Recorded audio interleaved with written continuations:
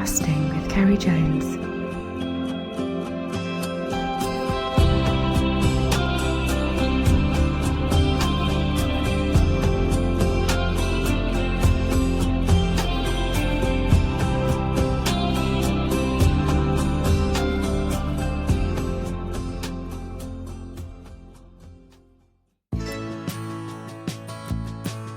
Hi guys, and welcome to this week's podcast. Well, the season has started, both lakes and rivers, but the weather has been kind to us, has it? Most of the rivers have been in flood, and the lakes are at high level, but hopefully the next week or two things will get back to how we want them to be. It's been a long winter, but if you're like me, I'm chomping at the bit. I actually went out last week to my local lake, Talabont, excited, first trip of the season, and as soon as I went in the back of the van, I left my waders at home, didn't I? So it was a long and tough day, but it's nice to get back out again. And for me, April is where it really all starts and things start warming up when you get the hatches, so I'm really looking forward to get back into the swing of things this month. So on to this week's episode. This week's guest needs no introduction, as she is one of the biggest names in the sport, and anyone who knows her will tell you she lives and breathes fly fishing. You will have seen her across social media catching many species of fish in exotic locations, but as fishing for salmon is her true passion. She has a great story to tell of how she got into fly fishing, and last year she realised one of her pipe dreams, for together with her husband Stefan, took over the lease of the salmon beat at Bywell on the River Tyne. She talks of a love of spey casting, and along with the positives, the negatives that come with social media. And this week is also an exciting time for her, as it's the launch of her first book, Cast, Catch, Release. Welcome to my chat with Marina Gibson. Well, it's good to chat, Marina. It's been on the cards for quite a while. I know it has. I'm sorry it's taken so long. I think it must have been 12 months ago we touched base first when I met you in the BFFI. But it's probably we did. Best timing you could have because you got an exciting time with a book release. Yes. Very exciting and very nerve-wracking at the same time. Is that this weekend is coming out? Tomorrow. How long did that take to actually make? It was 3 hours. 3 hours. Wow, sorry, 3 days. Sorry. My brain is like mush right now. It was 3 years. So from start to finish. Yeah. Right. It's exciting time, and it's your first book as well, is it? It is. And I won't be doing another one anytime soon. No, it's quite stressful, I bet, yeah. Yeah, I want to enjoy my fishing for a few years. Before we actually go back, I'd love to hear more about the book. But we'll get on to the fishing. How was your season started? Really good. For me personally, not great because I haven't actually been able to fish that much. But we have recently, Stefan, my husband, and we've recently taken over Bywell, and we've had a really good start. It's interesting to look through the statistics as well because in 2019 they had a good start, and actually. So compared to this year, we're on about the same par as 2019. But if you look around different rivers, 2019 was actually quite a good start for a lot of rivers. And then it kind of dropped off. And now all the rivers that I've checked who have had a good year in 2019 are also having a good year. I don't know whether you've seen that happen, but if you look back through the sort of catch report books for us at Bywell, they haven't caught more than one fish in February since 2012, and we caught 2 fish, which is not a massive difference, but it's still good. Yeah. And we've had a good March, although the river's been up and down, but it's definitely better and it's definitely improved since 2019. So hopefully everyone's seeing that trend. So the Bywell. So where is Bywell? Bywell is on the main Tyne. Yeah, it's 22 miles from Tynemouth and it's 4 miles from Wylam. So where are you based then? So where are you from? I'm from, born in London and then moved to Gloucestershire area and then In my early 20s, actually late teens, I went to New Zealand and lived there for 2 years, and then came back and lived in London for 6 years, and then started venturing north. So I lived in Newcastle, in North Yorkshire for 6 years, and now I'm moving further north. I'm following the salmon. Wow, you'll be going to Scotland next. Yeah, I know, right? That's what my mum did Oh, when I was 11. Yeah, she moved from Gloucestershire. She moved to the River Oikel, and she still lives there now. So she lives half and half on the River Oikel and in North Yorkshire. So yeah, I feel like I'm following in her footsteps. Does she fish as well? Yes, she moved up there because of the salmon fishing mostly. So yeah, she was the one who kind of inspired me. I mean, my whole family fished. Like my dad fished. Like we all went together. But my mum was really the one who was really passionate about it and was kind of obsessed. I could just remember her when we went on fishing holidays. She would be the one who was super keen and fishing Really? more than anyone else. Yeah. So when did you first pick up a fly rod then? So I started fishing, so that was with fly conventional when I was 5. And then with salmon, I first went salmon fishing and learnt the double-handed spey casting when I was 8. And then 8? a few years later when I was, Wow. on the spey, that was my first ever trip. And then, but I mean, before then I had gone on salmon fishing holidays. I just wasn't big enough or strong enough to probably start. And then a few years later, when I was 11, I caught my first salmon, and 10 minutes later I caught my second one. And then after that I had a hiatus and didn't catch one until I was 21. You took a break, I guess. I did. I mean, I fished once a year with my mum. So from 11, when she moved up to Scotland, I would stay with her quite a bit, and I would fish maybe once a year with her. But just never. I just remember the days where it was almost like the whole trip was just about us hanging out rather than me catching a fish, because I never did. So I had no expectations after a while. But it was still fun. You know, we went on mother-daughter trips to the Borgie and the Upper Oikel. And the next fish that I caught was on the spey. I can't imagine you using a double-hander when you're 8 years of age. Most people at that age can't handle a single-hander. Yeah. Yeah, there's a boat, there's a picture of my brother and I on a boat with one of the gillies, and I was 8 and he was 10, and we're just and I remember it vividly. We would go out on the boat with him and he would kind of tell us how to do it, but we probably were just annoying him all day. Salmon is the thing, I guess, because all across social media for some time now, there's photographs of you with all these exotic locations and various species of fish. But I guess salmon is for you then, yeah? Yeah, I mean, I don't know whether it's because I grew up around it, or I just think that the species is just the most amazing creature that we have. But it always comes back to salmon.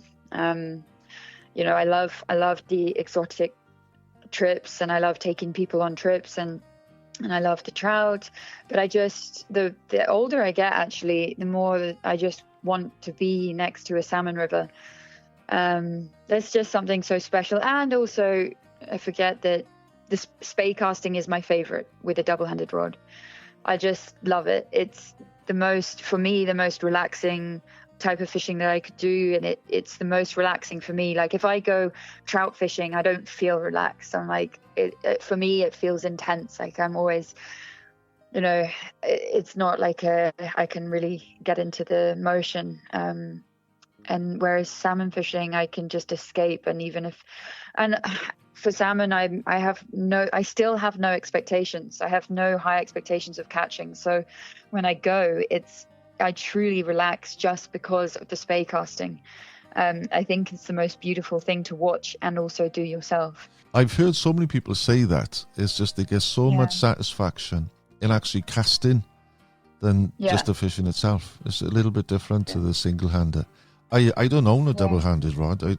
I just don't do it. I suppose like with a double-handed rod and a single-handed rod with spey casting, you can do the same thing. But I also feel like when I'm spey casting with a single-handed rod, for me, I still feel more intense, like, or I don't know what the word is, but I'm kind of more hyped when I single-handed fish, whereas with a double-handed, it just is so relaxing. When you're spey casting or you're overhead, like a lot of the time you're hauling, so there's a lot more, I don't know, movement or separated movement with your hands, whereas with spey casting, you're all as one. So are you going to go to Scotland to your mother this year? This year, I don't, sadly, I don't have anything planned. Also because we've taken over Bywell, any opportunity that I have to go fishing is probably going to be there. Firstly, because it's close, but also because I just want to get to know it so badly. Like last year, I think, so in total, last year I fished Bywell for the first time and I've had 2 days there, and then we took over the beat and I was like, oh my goodness, I don't even know this place. So like I had to so in February, we didn't have a gilly yet. So I was there kind of getting to know the place more, but also doing like a lot of painting and a lot of the maintenance and everything else, and writing lists of things that we need to do there. And I did get to know it, I've got to know it pretty well, pretty quickly because I've needed to.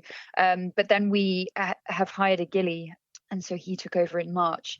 And so that's given me a bit of time to get everything else. I guess it's going to be a big change for you then. It's nice to have this opportunity to have Bywell, but you're going to be more hands-on there then? You won't be doing much traveling? I never ever thought I would ever lease a salmon beat, like never in my but it's a pipe dream. Like I never thought that it would ever happen, and it has, and it came out of the blue. Like I heard that the Bywell was turning into a syndicate again, and I was really interested in maybe joining with Stefan and sharing a rod.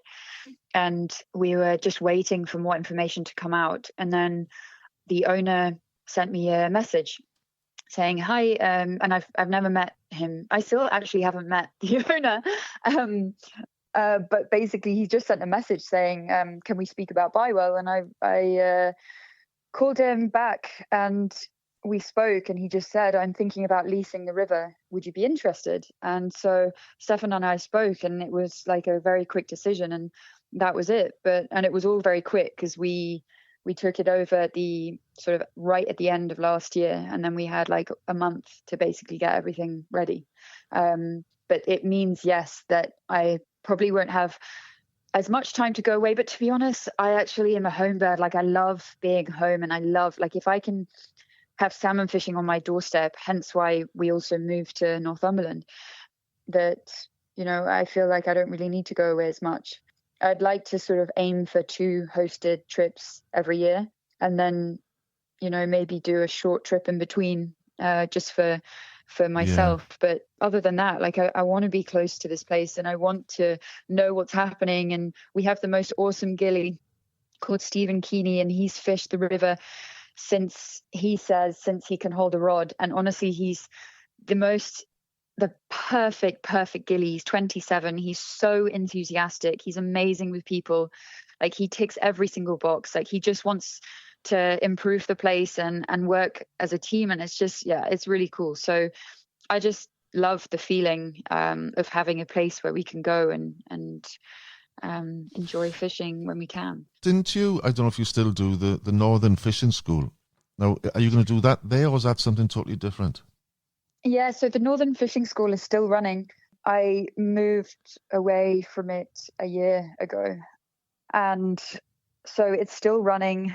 It's now, I've got a manager called Sam who's awesome. He's basically runs the show now. I go a couple of times a month to do ladies' days and kids' days and what have you throughout the season. And we've got a new shop, so that's still running, and it's probably running better than ever. Like we've starting a business, and it's difficult. Like you'll know that we are all in this rat race, and we feel like hamsters never getting anywhere. But after 5 years, like I feel like we're more stable now, and we kind of know which direction we're going in. Whereas before it was, I don't know, like always ups and downs, things to get through and hurdles to jump. But now we've got a really strong team of guides, and we're just focusing on how to improve how we do things and what we can offer to people. Really trying to build a community around us who are local, so that we can we've got people coming back and every year, but actually the one thing maybe we're missing is the local community joining events on a regular basis, so they keep in touch with us. Whereas I feel like Buy Well already has that, and that's been built up over the years. So it's quite easy to sort of accomplish that, because people have been fishing Buy Well for many, many years, and they've been with different gillies and seen it through the years. So both businesses are different, but very fun. Well, you've got plenty of water at the moment in Buy Well, I guess. You've got loads of water here. It's too much. It's like the Ganges down here. Yeah, there's lots of water. It's funny because you could almost split it in half and have one party fishing the other side and the other on the other side. So there's a lot of water to go at, and it's a 5-rod beat, and I don't know whether you know or have you fished Buy Well before? No, I've never heard of it until you mentioned. Yeah, so basically the beat used to be run by 2 gillies, 2 boats, and 2 beats.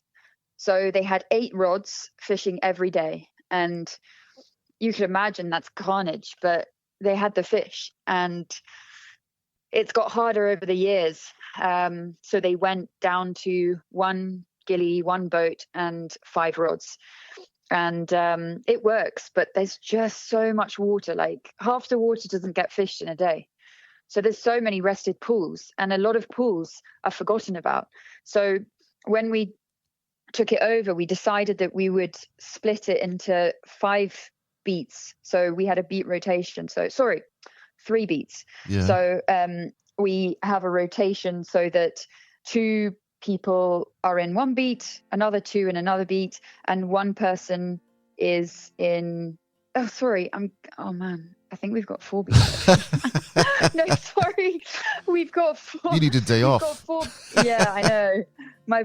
I told you my brain's like mush. So we've got 4 beats. 1 beat is always rested for half a day. So effectively there's 2 rods. There's 2 rods in 1 beat, 2 rods in another, and 1 rod in the 3rd beat, and the 4th beat is rested. And so we wanted to, basically there's always those favorite pools that people go to, and we wanted to rest those pools, especially in critical times in low water in the summer, where you can't just thrash them about because you'll just never catch the fish. You'll just put them down, put them off. And so basically people will draw their cards when they arrive with Stephen, and they'll get to fish. If you're there for 2 days, you're going to fish every single beat.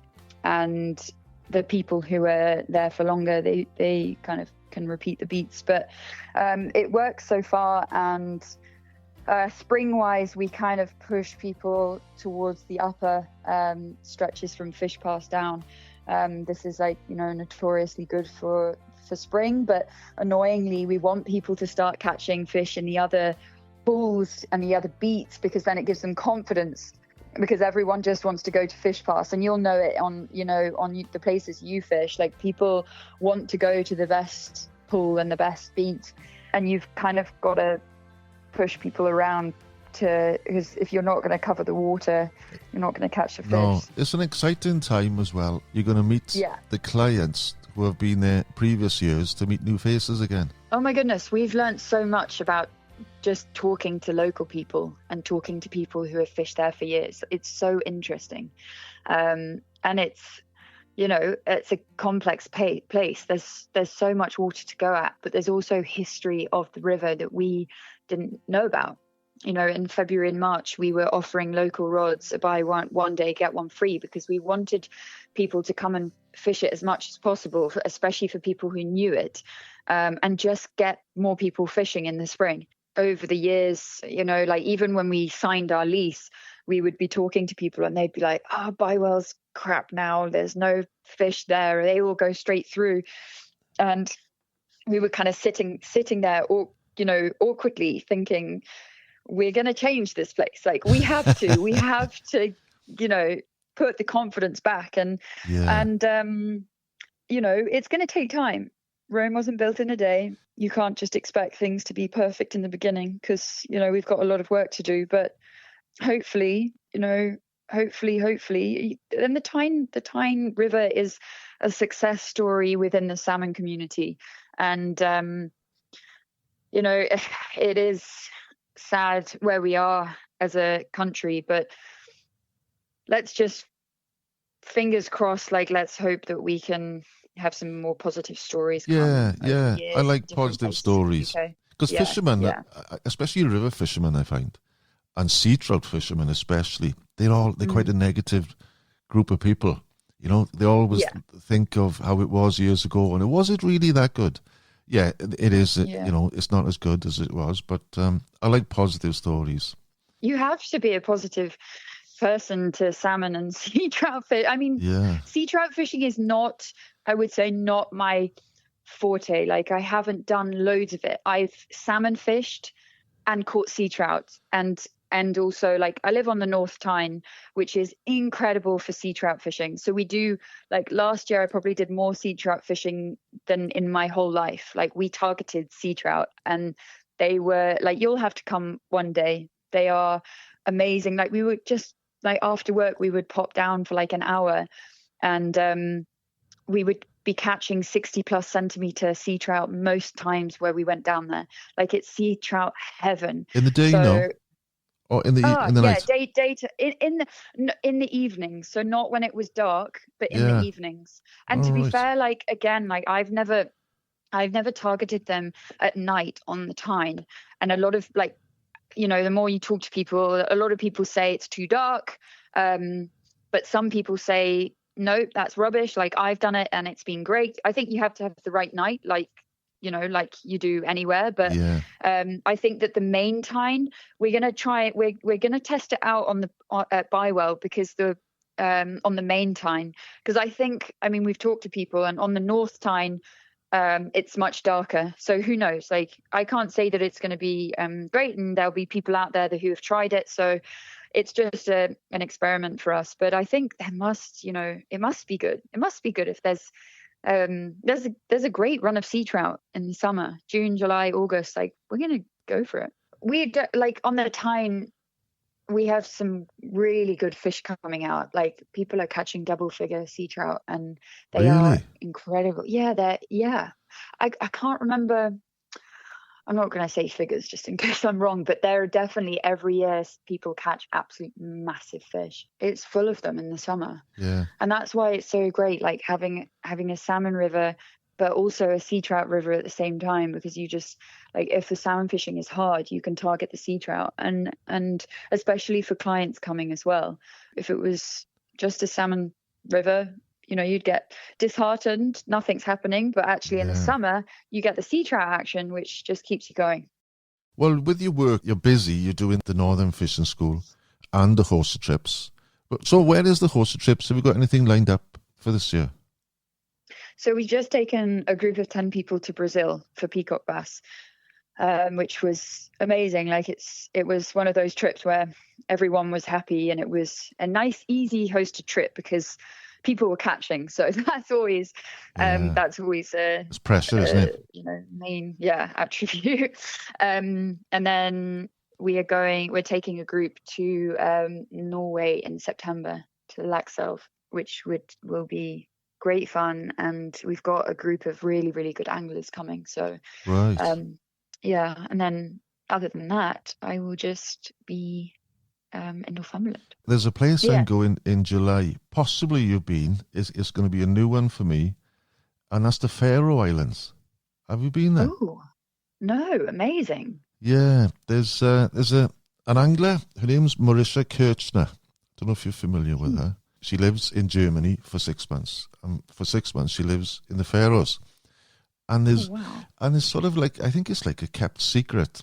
The fishing, the sea trout and the salmon fishing is good there, as well as the brown trout fishing. Because it's obviously... Are you sure you want to disclose that information on here? I better hold this back until after I've been. Yeah, exactly. I know. I'll have to do horse and trips, I think, if it does pay off.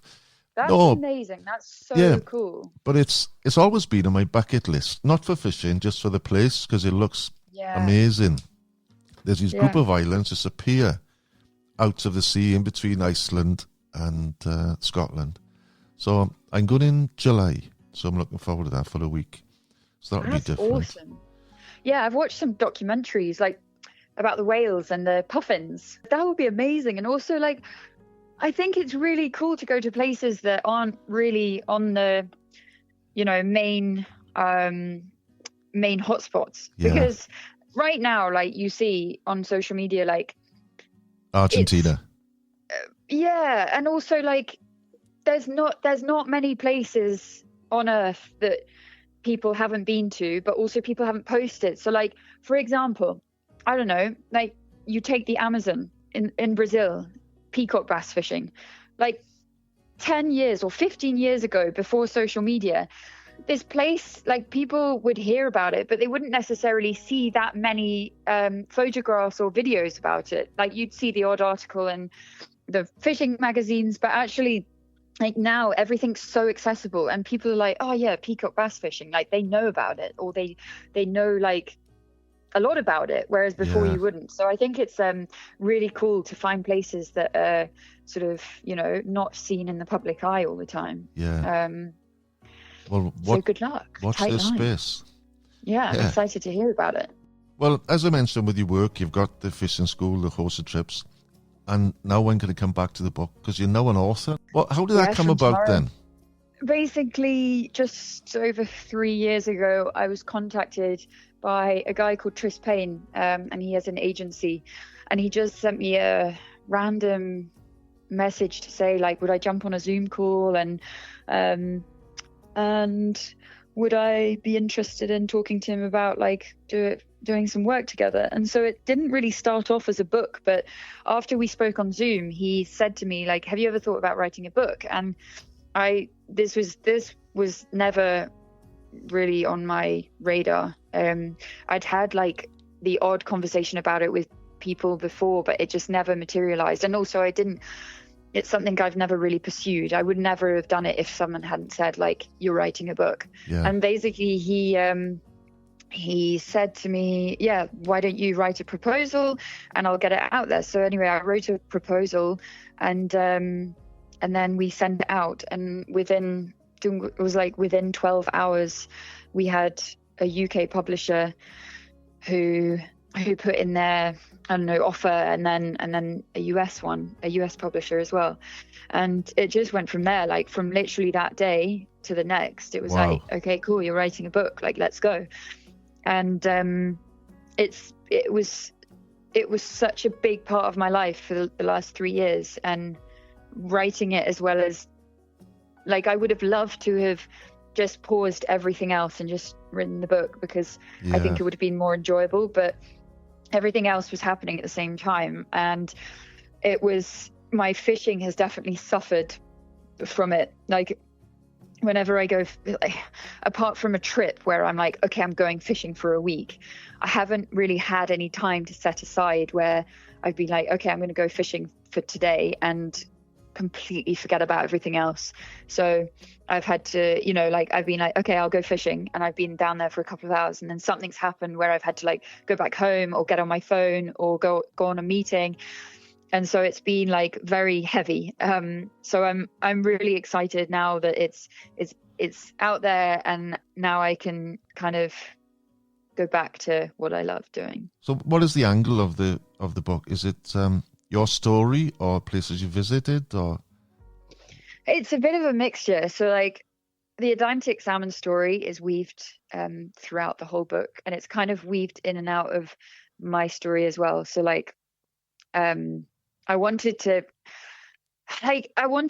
talk about the Atlantic salmon because basically the publisher didn't want the book just to be for anglers. It wanted to sort of reach out to a new market of like nature people and people who enjoyed the outdoors, but not necessarily fishing. So what I wanted, like, it's definitely, there's a lot of my journey in there, and there's a lot of personal stuff that I'm kind of like freaking out about a little bit.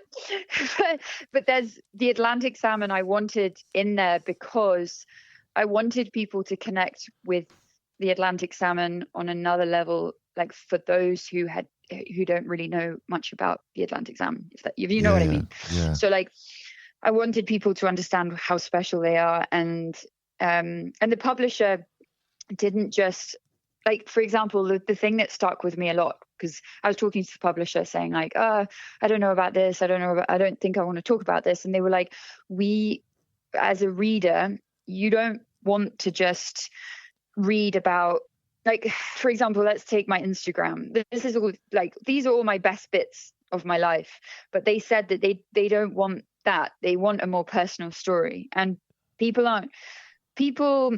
won't get to know you, or people won't understand your story or relate to it if it's just about fishing and all the amazing places you've been to and all the best bits of, because that's not really relatable, and it's not really reality either, because it's not, I mean, my life is fishing orientated, and it's like all I do and all I think about, but that's not the reality. Like, my Instagram is not the reality of my life. So they wanted me to talk about why I even came back to fishing in my early 20s. Like, why did I need it? Why did I escape to it? So there's like the story running up to that, and a lot of like childhood stories, and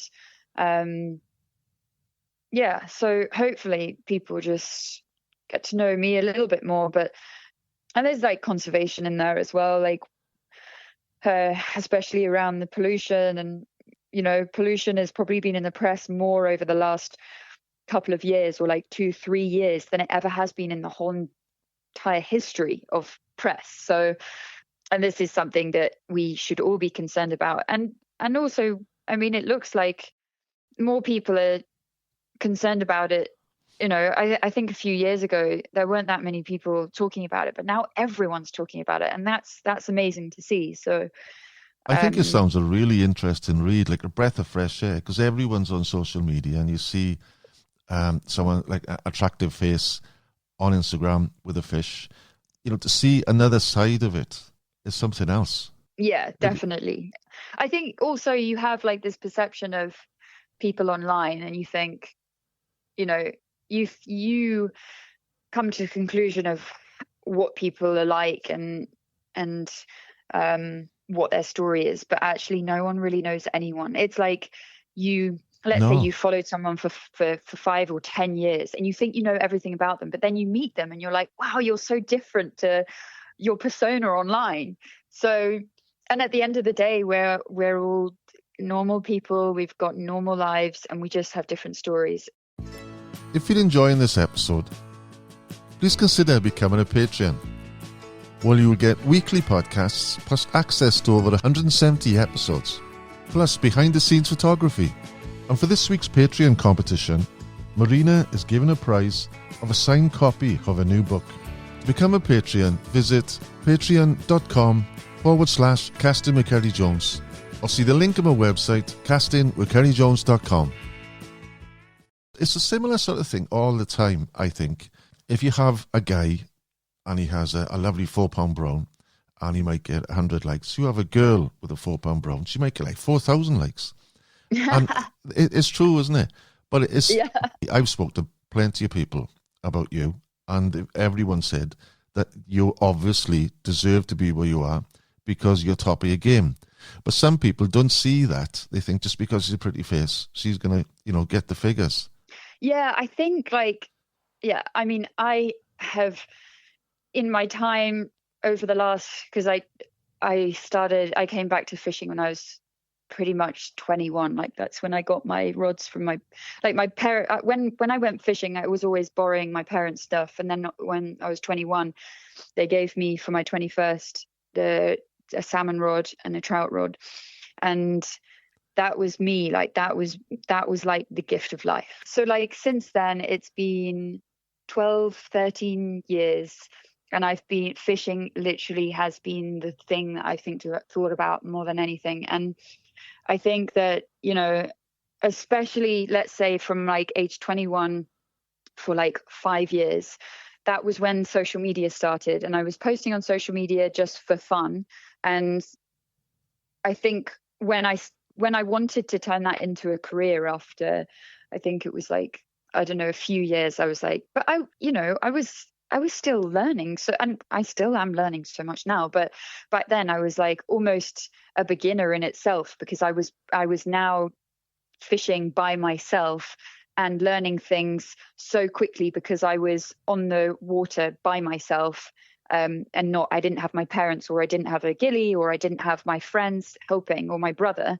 You know, then when I started trying to make it into a career and thinking, you know, I want to take this more seriously, the amount of like comments and things that have been said about me over the years, and I hear about a lot of it, but I probably don't hear about 3/4 of it. And like now I just, even people say to me now, like, oh, people have said this and that about you. I'm like, actually, I'd rather not hear. Like, I know people, and maybe it's because I'm a girl, or because I've done well up until this point. Social media is terrible like that, man. There's a lot of jealousy there, isn't there? You know? Yeah, and sometimes I almost, like, someone said to me the other day, oh, but you've only got here because of social media. And I was like, mate, take my social media away now and I will still be here. Like, I've got my businesses. Fishing is my whole life. Like, people don't understand that. Maybe some people think that, you know, I'm just in it for social media, but I'm not. Like, I love fishing so dearly, and luckily social media has helped me over the years, and given me those opportunities. But I still would like strip this all away, from everyone right now, and I'm still here because whether it was with social media or without social media, I still would have got into the industry, and I still would have been working in the industry, and maybe I wouldn't have got as many opportunities, and that's thanks to social media, but I still would be here. You've got to use what's available, haven't you? Like years ago, just the magazines, but now you've got social media and everyone's on it. It's a great tool to use. Yeah, and that's not to say that I don't regret some of the things that I posted in the past. Like, I definitely think that I've been naive, but that's probably because I was so young. Like, I came back into it in my early 20s, and when you're in your early 20s, like, you don't really know who you are or what you want, and actually posting on social media when you're that young can actually be so dangerous, because you know, I'd never, in the beginning, I didn't think that I would ever become a guide and start up a company and turn to fishing as, you know, my everything. So yeah, I wish that maybe I'd known that when I started, or, you know, over the years, like, been more controlled, because I was just posting anything. And my friend said to me, which was really good, like, my friend said to me a few years ago, she was like, for my New Year's resolution, I'm not going to be a basic bitch on social media. And I was like, oh my God, I'm not going to be a basic bitch either. So like, so I think like social media is a great tool. We can all use it. But we have to be quite careful. And also the industry, like any industry, is bitchy. But like as well, like when you don't know someone and you're looking at their life, you have, like, everyone feels like they have an opinion on someone. So you have to be so careful about what you put out there. And now I'm kind of like freaking out every time I post. I'm like, I have to read the caption like over and over again just to like think, am I going to offend anyone? Am I going to annoy anyone? Am I going to say something that's going to bite me in the arse like later on? So the downside to it as well is whatever somebody posts, people think is automatically true. I suffered with a bit of hassle, you could say, a few years ago, about 10 years ago. I was catching these ferox from Corrib, and I was having them 18s, 19s, and then I eventually had the record which was 25. Wow. But Oh then, my goodness. because of that, I actually killed the fish, right? Because I was fishing for it all my life, really. It was a passion for me. And I've got it mounted, and it was what I wanted to do. And I put dozens and dozens back, and before then. But this particular fish I killed, do you know what? The social media went crazy. I had death threats as well. Oh, Yeah. wow. And why do you want to kill it for? But it's jealousy. And there were stories going around then saying, I'm catching all these big fish, selling them to bars across Ireland. Crazy stories, which was total nonsense. But people were believing them, and that's the downside to it. But after a while, I just don't care. But some people, it would affect them. Yeah, definitely. Like you hear of people, getting trolled. They've caught amazing fish, they've killed it, or they, something's happened and they get trolled and then they never fish again. Or I think you just have to be so careful.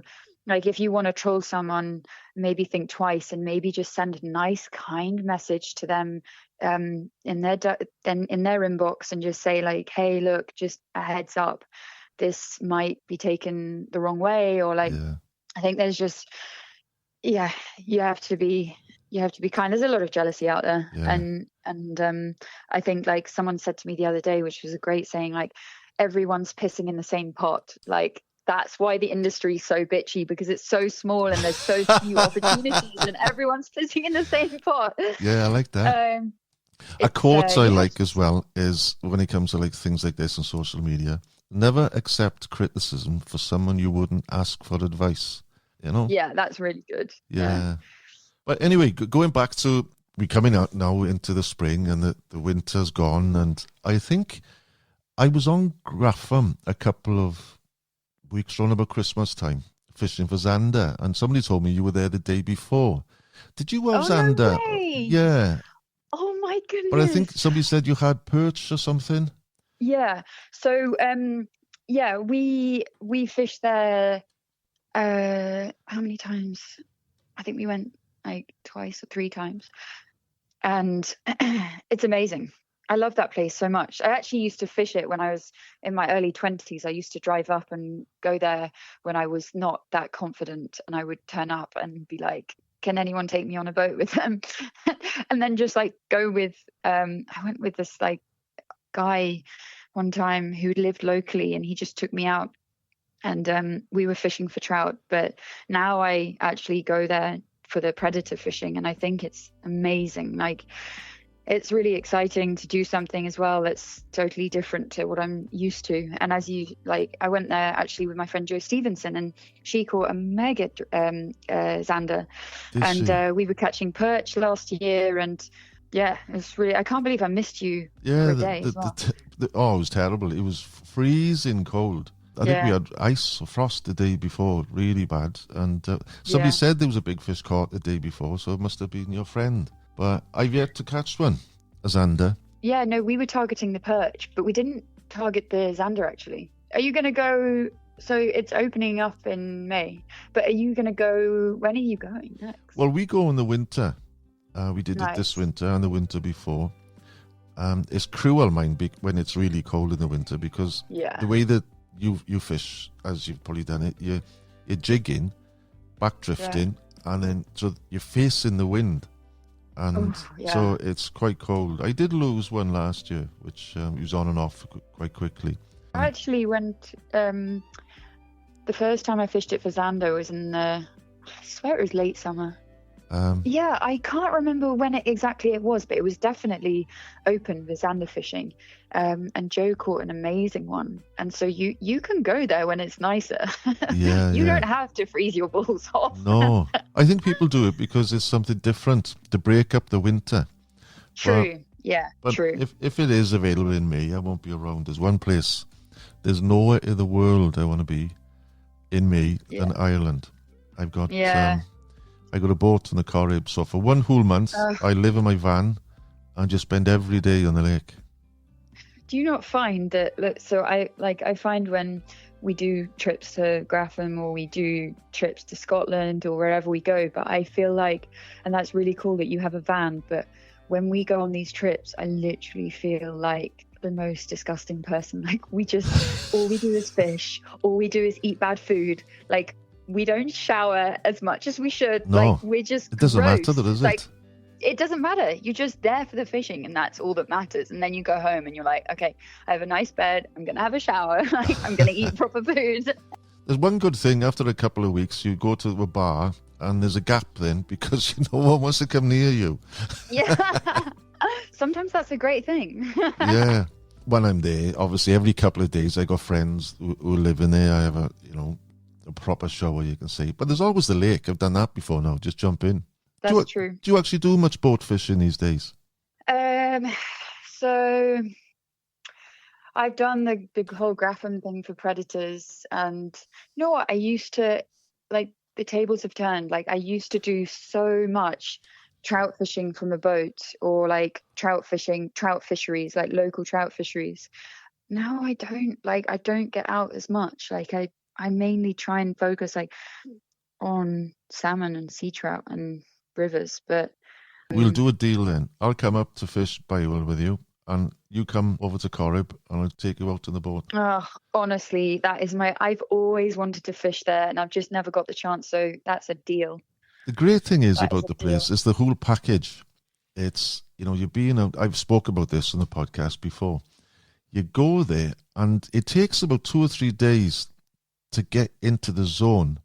Your metabolism changes, you're on the lake every day. And then it's the opposite then. After you've had like a couple of weeks there, to come back home, it takes a couple of days to get back into normal life.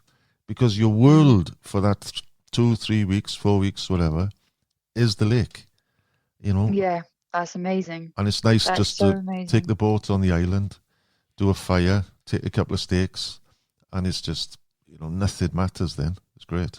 Exactly. That's what I was just about to say, is like when you do trips like that, you, for the first 2 days, you're still worrying about work, and you're still, quite like highly strung. You're still thinking about so many different things, and then suddenly you get into the motion and literally nothing else matters. Like it doesn't matter what's going on in the world. It doesn't matter what people are doing on social media, and you just No. don't want any of it. And then you have to go back to reality, and you think, this is rubbish. Why don't we just live like that? I'd be quite happy to come off social media. And Yeah. when you come back, you're thinking, why am I doing this?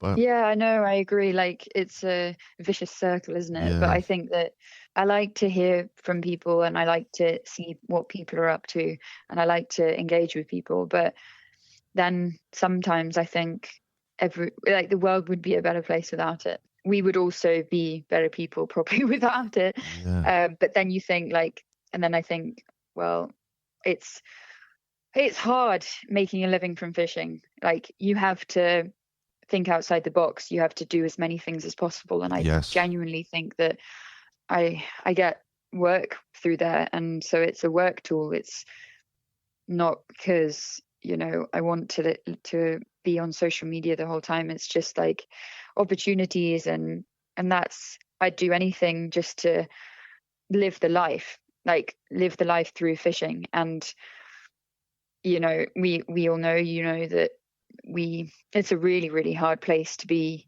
for work, because it's feast or famine as well. Yeah, Sometimes exactly. it's great. yeah, And then exactly. it's like you got to do a bit of everything. Like with me, I've got the Flyfishing journal. I've got my guiding. I've got the podcast. Yeah. And you've got to do as much as you can. And basically, at the end of the day, you're just getting by. But I'd rather do something I enjoy and get by Yeah. than earn big bucks and you're working like 6 days a week, something Yeah. you don't like doing, just to have a great Yeah. day fishing for one. Yeah, exactly. And I don't want to have to, I love, even when I'm doing my computer work for even days on end, weeks on end, I'm still talking about fishing. And so that's my, compromise. Like if I can't be out on the river, then I'm talking about it and I'm writing about it. And so it's very immersive, Have you got any goals for this season? Goals for this season. Annoyingly, I've actually missed my goal already. So I really wanted to catch and we're all after the same dream. Like, we want to catch a salmon every month in the season. So like, I miss this because I haven't even fished that much. Like, I've fished 2 days, that's all. So I've missed my goal, but hopefully next year maybe I fish more. But I just like to catch some nice fish at Bywell when I get the chance. And then, yeah, just, I don't know, like, I don't really have any other goals other than just try and fish as much as possible. Well, if you get a nice fish in Bywell, hopefully I'll be there with my camera to take a photograph of it as well. Yeah, you need to come for sure. And you need to come when the sea trout, so like in the summer, come and maybe do a session in the night and see. You'll have to give me the nod when they're in. I'll be straight up. Yeah, I will, for sure, definitely. I think like last year, I mean, there were obscene amounts of sea trout going through the counter last year in June and July. So yeah, really? Definitely, yeah. We'll get you.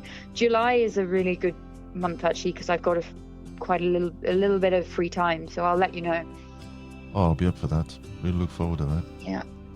Well, I've thoroughly enjoyed the chat. I've loved it. One more question I want to ask you, and you know what the question's going to be, you know. Where would you want to be to make your last cast? I would say, like, I'm not going to say anywhere really specific, but I'm going to say somewhere, I want to say somewhere in Scotland, because that was my first, like, that's where it all happened. It started.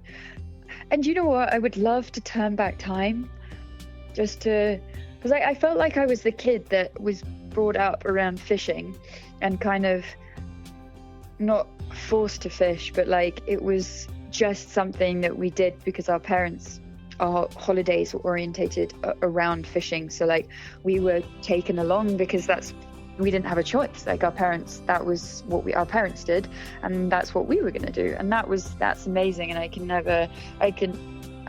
always thank my parents for that. So I would love to just turn back time on one of those spay days or one of those oikle days and be like with my whole family and be like, have that, like I do this now, but like there's something really special about being there when you're a kid, like having that lunch where, like, I don't know, my mum's organised the lunch and it's all ready for you when you go in that hut, and you get all the like nostalgia around it. And I think it would definitely be one of those Scottish days.